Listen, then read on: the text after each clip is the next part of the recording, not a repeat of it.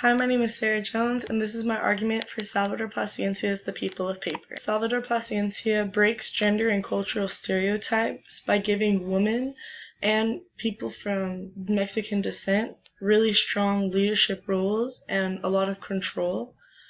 In this picture here, we see a man who is thinking of business and a woman thinking of caretaking. In many real world places, that's what women are seen as supposed to do and men are seen as supposed to do, but Paciencia breaks these stereotypes by changing it. He allows men to feel sensitive and women to feel powerful. He also gives women really strong female roles, like Sandra, how she led parts of the war against Saturn, and that women were able to have the power of heartbreak, whereas in many real world situations, men are seen as the heartbreakers. And Federico de la Fe was a Mexican immigrant who was able to go to America and lead the war against Saturn. Although he was an immigrant, he was seen as very politically powerful.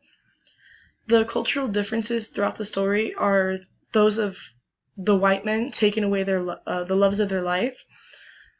These aren't very different from the differences in real world situations, because white men took a lot of stuff away from people as colonizers, and Paciencia addresses this in his story by calling the white men colonizers of the heart.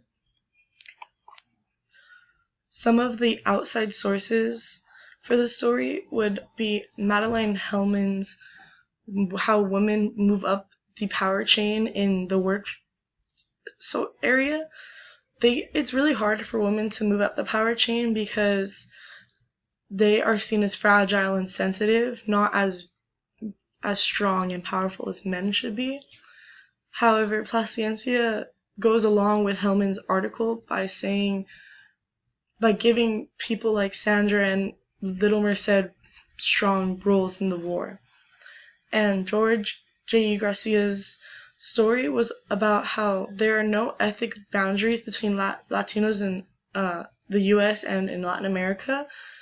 And Paciencia goes with this because he writes of Federico de la Fe and Merced de Papel. They were given roles to influence the other characters, and this is how Salvador Paciencia is trying to change the culture. He writes this story and trying to change our society today. He writes this story because it'll influence the minds of those who are young and read this story, and it'll give us a reason to fight for equality between men and women and equality between different cultures.